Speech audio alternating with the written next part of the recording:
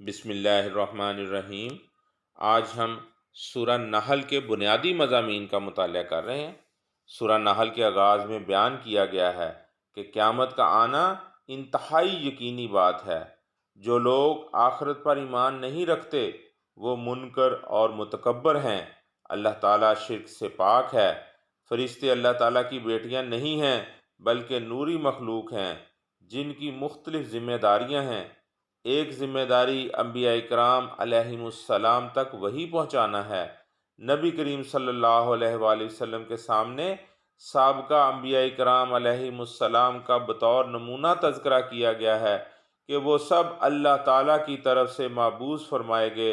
انہوں نے اللہ تعالیٰ کی عبادت کرنے کا حکم دیا اور طاغوت یعنی ہر وہ چیز جو اللہ تعالیٰ کی یاد سے غافل کر دے اس سے منع فرمایا ہے۔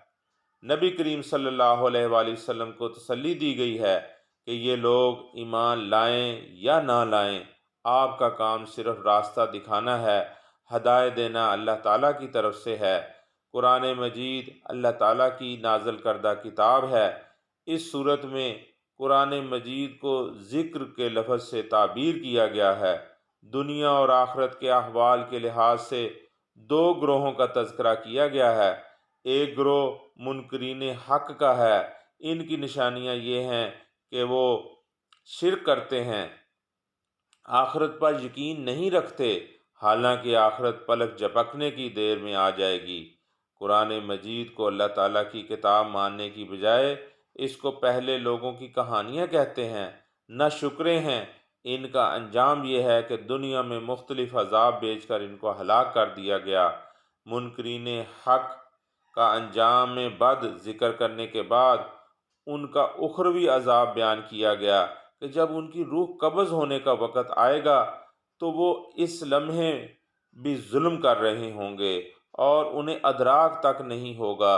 قیامت کے دن ان کی نافرمانیوں پر گواہ لائے جائیں گے، انہیں خود بولنے کی اجازت نہیں دی جائے گی۔ دوسرا گروہ اہل ایمان کا ہے جو پرہیزگاری اختیار کرتے ہیں۔ سورت کے آخر میں کچھ احکام بیان ہوئے ہیں۔ عدل و انصاف کرنے کا حکم دیا گیا ہے۔ عدل کا معنی ہے جس کا جتنا حق ہے اس کو اتنا ہی دیا جائے، اور احسان کسی کے حق سے بڑھ کر اس کو ادا کرنا ہے۔ اس صورت میں بت پرستی کی ممانعت کرتے ہوئے بتایا گیا ہے کہ جن بتوں کی تم پوجا کرتے ہو وہ تمہیں کچھ بھی دینے کا اختیار نہیں رکھتے۔ ان کی مثال تو ایسے ہے جیسے کوئی غلام ہو کہ وہ اپنے آقا کی مرضی کے بغیر کسی چیز کا کوئی اختیار نہیں رکھتا۔ اسی طرح یہ بت تمہیں نفع نقصان، عزت و ذلت یا زندگی و موت نہیں دے سکتے۔ یہ تمام امور صرف اور صرف اللہ تعالیٰ ہی کے قبضہ قدرت میں ہیں، لہٰذا ان بتوں کو چھوڑ کر ایک اللہ وحدہ لا شریک کی طرف لوٹ آؤ۔ آیت نمبر 89 اور 90 میں نبی کریم صلی اللہ علیہ وآلہ وسلم کی فضیلت اور معاشرتی احکام کا ذکر کیا گیا ہے۔ قیامت کے دن ہر امت میں سے ایک گروہ بنایا جائے گا اور نبی کریم صلی اللہ علیہ وآلہ وسلم کو تمام پر گواہ بنایا جائے گا۔ پھر نزول قرآن مجید کا ذکر کرتے فرمایا گیا ہے کہ قرآن مجید میں ہر چیز واضح بیان ہے اور قرآن مجید مسلمانوں کے لیے ہدایت اور رحمت اور خوشخبری ہے۔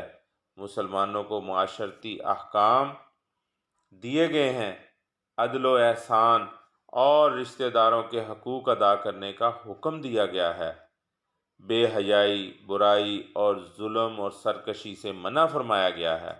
سورت کے آخر میں حضرت ابراہیم علیہ السلام کا اسوہ حسنہ اور ان کی متعدد صفات ذکر کی گئی ہیں کہ وہ اپنی ذات میں ایک امت تھے، اللہ تعالیٰ کے فرمان بردار اور یکسو تھے اور شرک نہیں کرتے تھے۔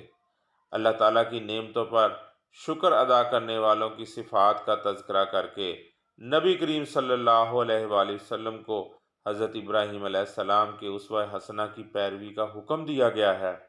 اس کے ساتھ نبی کریم صلی اللہ علیہ وآلہ وسلم کو حکم فرمایا گیا ہے کہ حکمت اور عمدہ نصیحت کے ساتھ اللہ تعالیٰ کے راستے کی طرف دعوت دیجیے اور اگر بحث کی ضرورت پیش آ جائے تو اس طریقے سے بحث کی جائے جو بہترین